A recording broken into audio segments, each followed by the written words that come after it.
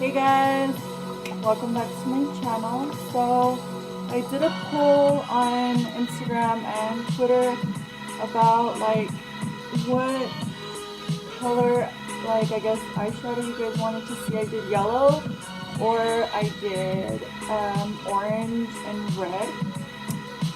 Yellow one, and obviously that's what's trending right now, and it's July and it's summer and it's I'll list the products down below. You guys should comment, like, subscribe, and I'm using the QAF ColourPop palette, and it looks a little like this. It's looking a little dusty these days, but it still does the job, guys. It's super pigmented and super affordable. Start with a light brown shade. This is called Chauffeur.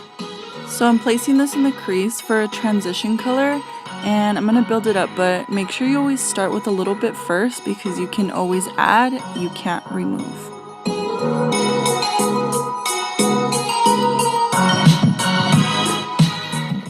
Make sure you blend like it's nobody's business because we don't want any harsh lines. You want it to be as soft as possible.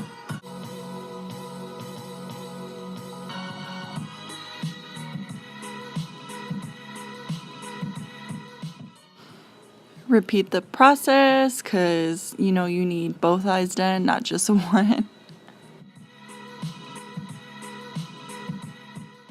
I'm just going in on both sides just to make sure that they're evenly the same color. You don't want one to be darker or lighter than the other. I'm just adding some more depth with that brown in the crease so that way I can prepare the base and the transition. Next, I'm taking my yellow shadow in the shade French Kiss. I'm taking a slightly angled flat brush and I'm patting on the yellow on my lid. I don't need anything super dense because this shadow alone gives off a lot of product itself. Mind you guys, it's only been one swipe and it's super pigmented, but you can go ahead and pack on as much as you want. When you keep packing, it kind of starts blending out itself. I just brought it up into the brown so that way it can give a slight transition. Just start pushing into the crease and the blending will do itself.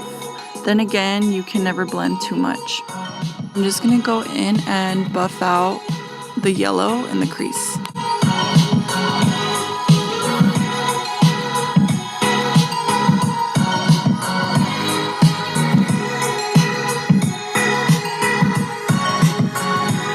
After you've repeated the process, you want to go ahead and blend out the edges so we have a subtle brown, and that way you can make the yellow pop out more.